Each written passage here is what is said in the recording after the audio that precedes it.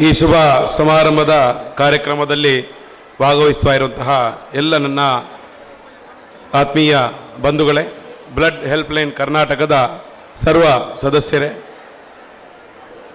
ಕಳೆದ ಒಂದು ದಶಕದ ಈ ರಕ್ತದಾನದ ಒಂದು ಕ್ರಾಂತಿಯ ಹೆಜ್ಜೆಯ ಒಂದು ಯಾತ್ರೆಯನ್ನು ಬಹಳ ಯಶಸ್ವಿಯಾಗಿ ಮುನ್ನಡೆಸಿರ್ತಕ್ಕಂಥ ಬ್ಲಡ್ ಹೆಲ್ಪ್ಲೈನ್ ಕರ್ನಾಟಕ ತಂಡಕ್ಕೆ ನಾನು ಮೊದಲನೇದಾಗಿ ಅಭಿನಂದನೆಯನ್ನು ಸಲ್ಲಿಸ್ತೇನೆ.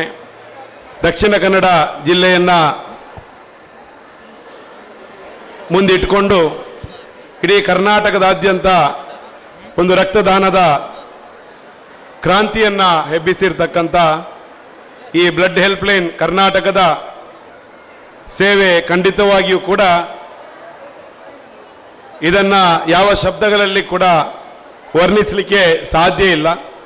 ಯಾಕಂತ ಹೇಳಿದರೆ ದಕ್ಷಿಣ ಕನ್ನಡ ಜಿಲ್ಲೆಯ ಈ ಪ್ರಕ್ಷುಬ್ಧತೆಯ ಮಧ್ಯೆ ಇವತ್ತು ರಕ್ತದಾನದ ಮೂಲಕ ಒಂದು ಧರ್ಮದ ವ್ಯಕ್ತಿಯ ರಕ್ತವನ್ನು ಮತ್ತೊಂದು ಧರ್ಮದ ವ್ಯಕ್ತಿಗೆ ಕೊಡ್ತಕ್ಕಂಥ ಆ ಮಾನವೀಯವಾದಂಥ ಒಂದು ಸೇತುವೆಯನ್ನು ಒಂದು ಕಟ್ಟತಕ್ಕಂಥ ಕೆಲಸವನ್ನು ಬ್ಲಡ್ ಹೆಲ್ಪ್ಲೈನ್ ಕರ್ನಾಟಕ ಇದು ಖಂಡಿತವಾಗಿಯೂ ಕೂಡ ಬ್ಲಡ್ ಹೆಲ್ಪ್ಲೈನ್ ಕರ್ನಾಟಕ ಈ ಪ್ರಕ್ಷುಬ್ಧತೆಯ ಮಂಗಳೂರಿಗೆ ಒಂದು ಸಿಹಿಯಾದಂತಹ ಒಂದು ಶಾಂತಿಯ ಸಿಂಚನವನ್ನು ಇವತ್ತು ಈ ಒಂದು ಕಾರ್ಯಕ್ರಮದ ಮೂಲಕ ಅವರ ಪುಸ್ತಕವನ್ನು ತೆರೆದು ನೋಡಿದೆ. ಎಷ್ಟೋ ಕಾರ್ಯಕ್ರಮಗಳನ್ನು ಮಾಡಿದ್ದಾರೆ, ಅದೆಷ್ಟೋ ಸಂಘ ಸಂಸ್ಥೆಗಳ ಜೊತೆಯಾಗಿದ್ದುಕೊಂಡು ಇವತ್ತು ರಕ್ತ ಅನ್ನುವಂಥದ್ದು ಎಲ್ಲೂ ಕೂಡ ದುಡ್ಡು ಕೊಟ್ಟು ಸಿಗಲಾಗದಂತಹ, ಕೃತಕವಾಗಿ ಉತ್ಪಾದಿಸಲಾಗದಂತಹ ಒಂದು ವಸ್ತು ಇದ್ರೆ ಅದು ರಕ್ತ.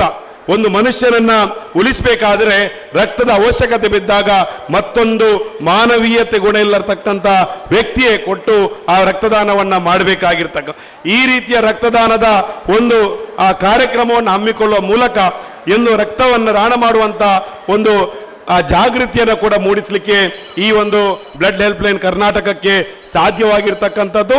ಆ ಮೂಲಕ 10 ವರ್ಷಗಳನ್ನು ಯಶಸ್ವಿಯಾಗಿ ಮಾಡಿದೆ. ಖಂಡಿತವಾಗಿಯೂ ನನ್ನಂಥವರಿಗೆ ಬಹುಶಃ ಬ್ಲಡ್ ಹೆಲ್ಪ್ಲೈನ್ ಕರ್ನಾಟಕ ಅದೊಂದು ಸ್ಫೂರ್ತಿ ಆಗ್ಬೋದು.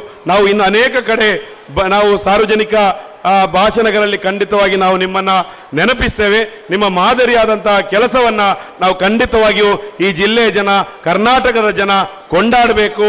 ಇಂಥ ಸಂಸ್ಥೆಯನ್ನು ನಾವು ಈ ಬ್ಲಡ್ ಹೆಲ್ಪ್ಲೈನ್ ಕರ್ನಾಟಕವನ್ನು ಎಲ್ಲ ಜನತೆ ಒಗ್ಗೂಡಿ ಇದನ್ನು ಕಾಪಾಡಿಕೊಳ್ಬೇಕು ಅಂತ ನಾನು ಎಲ್ಲರಲ್ಲಿ ಮನವಿ ಮಾಡ್ತಾ ಈ ಒಂದು ಕಾರ್ಯಕ್ರಮಕ್ಕೆ ನಮಗೆ ಆಹ್ವಾನಿಸಿ ಮಾತಾಡಲಿಕ್ಕೆ ಅವಕಾಶ ಮಾಡಿಕೊಟ್ಟಂತ ತಮಗೆಲ್ಲರಿಗೂ ಕೂಡ ಬ್ಲಡ್ ಹೆಲ್ಪ್ಲೈನ್ ಕರ್ನಾಟಕಕ್ಕೆ ನಾನು ಅಭಿನಂದನೆಯನ್ನು ಸಲ್ಲಿಸ್ತಾ ನನ್ನ 2 ಮಾತನ್ನು ಮುಗಿಸ್ತೇನೆ. ಜೈ ಹಿಂದ್.